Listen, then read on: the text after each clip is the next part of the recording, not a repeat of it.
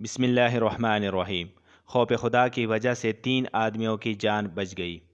حدیث شریف میں ایک اور عجیب و غریب واقعہ آتا ہے کہ 3 آدمی اسی لیے اپنے اپنے گھر سے نکلے کہ کہیں ان کو سبزہ اور پانی مل جائے تاکہ وہاں بیوی بچوں کے ساتھ آ کر رہے، کیونکہ عربوں کے ماحول میں یہی طریقہ تھا کہ وہ خانہ بدوش ہوتے تھے۔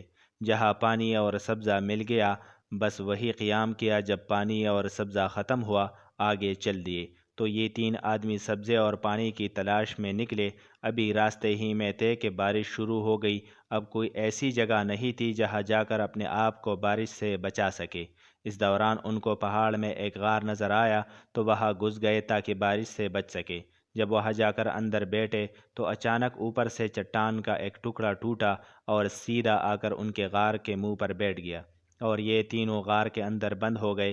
اور اوپر چٹان کا ٹکڑا کہ جو کسی طرح سے نہ ہلے اور نہ ہٹے۔ انہوں نے کہا بس اب تو یہ ہماری اجتماعی قبر بن گئی، ہمارے تو آنے کا نام و نشان بھی مٹ گیا۔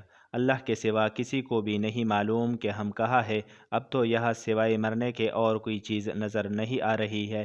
انہوں نے آپس میں مشورہ کیا اور یہ کہا کہ ایسا کرو، ہم میں سے ہر آدمی اپنی نیکیوں کا جائزہ لے، اپنی زندگی کے نیک اعمال کے بارے میں سوچے، جو عمل اس کے نزدیک اللہ کی رضا کے واسطے ہو اور اس کو امید ہو کہ اس کی بنیاد پر میری بخشش ہو سکتی ہے، تو اس عمل کے وسیلے سے اللہ تعالیٰ سے دعا مانگے کہ اللہ تعالیٰ ہمیں اس غار سے باہر نکال دے۔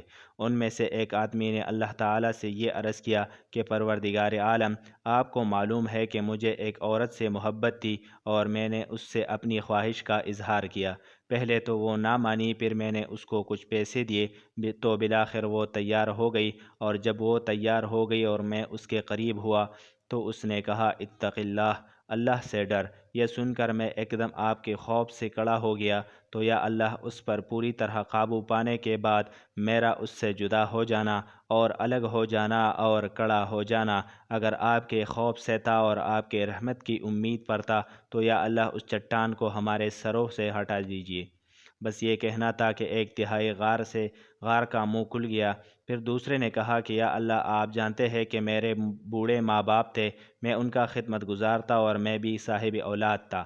روزانہ میں جانور چرانے لے جاتا تھا، شام کو جلدی سے لاتا تھا اور پھر اپنے والدین کو دودھ پلاتا اور دودھ پی کر سو جاتے تھے۔ ایک دن مجھے جنگل میں دیر ہو گئی اور ان کے لیے اس وقت دودھ لے کر آیا جب وہ سو چکے تھے۔ میں دودھ کا پیالہ لے کر ان کے سراہنے کھڑا رہا، جگانا بھی مناسب نہ سمجھا اور ان کو پلائے بغیر خود پینا بھی مناسب نہیں سمجھا، یہاں تک کہ ساری رات اسی طرح گزر گئی کہ میں ان کے سراہنے دودھ کا پیالہ لے کر کھڑا رہا۔ سویرے جب وہ جاگے تو میں نے ان کو دودھ پیش کیا کہ ابا جان دودھ پی لیجئے، اماں جان دودھ پی لیجئے۔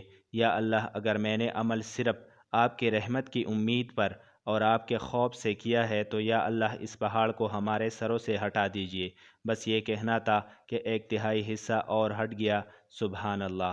اب تیسرے صاحب بولے کہ یا اللہ، آپ جانتے ہیں کہ میں زمیندار آدمی ہوں، کاشتکار ہوں، زمین میں کھیتی باڑی کرنے والا آدمی ہوں۔ میں نے ایک مزدور رکھا تھا، اس کی مزدوری میں نے کچھ غلہ مقرر کی تھی۔ جب اس نے کام ختم کیا تو میں نے اس کو کہا کہ یہ غلہ تیری اجرت ہے، لے لے۔ اس کو یہ اجرت کچھ کم لگی تو وہ خفا ہو کر اپنی اجرت ایسی ہی چھوڑ گیا۔ میں انتظار کرتا رہا کہ کب آئے تو اپنی اجرت لے لے۔ جب وہ نہ آیا تو میں نے اس غلے کو زمین میں لگایا، پھر اگایا، پھر زمین میں لگایا، پھر اگایا، اور وہ اصل بھی اور جو اس میں اضافہ ہوا وہ سب میں نے اکٹھا کر لیا۔ اس کے علاوہ بھی اس کے مال سے کچھ چیزیں خریدے، اچھا خاصا مال اس کا بڑھ گیا۔ کافی عرصے کے بعد وہ آیا اور اس نے کہا کہ لا، میری اجرت دے۔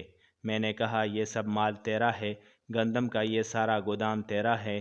اس نے کہا تم مجھ سے مذاق کر رہا ہے، یہ سب میرا کہاں سے آیا؟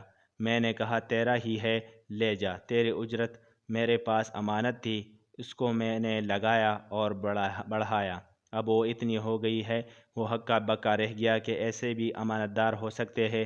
یا اللہ، اگر میں نے آپ کی رحمت کی امید پر اور آپ کے خوف سے اس کی اجرت دیانت و امانت سے کاروبار میں لگائی کہ یہ اسی طرح پڑے پڑے ضائع نہ ہو، اور اگر میں چاہتا تو صرف اس کو اصل اجرت دیتا اور یہ اضافہ اپنے پاس رکھ لیتا، تو وہ کچھ بھی نہ کہتا، یہ جو میں نے اصل کے ساتھ نپا بھی اس کو واپس کیا ہے، اگر یہ میں نے آپ کے رحمت کی امید پر کیا ہے اور آپ کے خوف سے کیا ہے تو یا اللہ اس پہاڑ کو ہمارے سروں سے ہٹا دیجئے۔ بس یہ کہنا تھا کہ باقی ایک تہائی بھی ہٹ گیا اور غار کا پورا منہ کھل گیا، اور وہ تینوں باہر آ گئے اور چلتے ہوئے اپنے گھروں کو لوٹ گئے۔ تو دیکھیے امانت کے اندر بھی خوف خدا ہی کام کرتا ہے۔ آدمی خیانت اس وقت کرتا ہے جب اللہ کے خوف سے بے خوف ہوتا ہے، ورنہ تو خوف خدا انسان کو کسی کی امانت میں ایک پائی کی بھی خیانت نہیں کرنے دیتا۔ جزاک اللہ خیرہ، احسن الجزا۔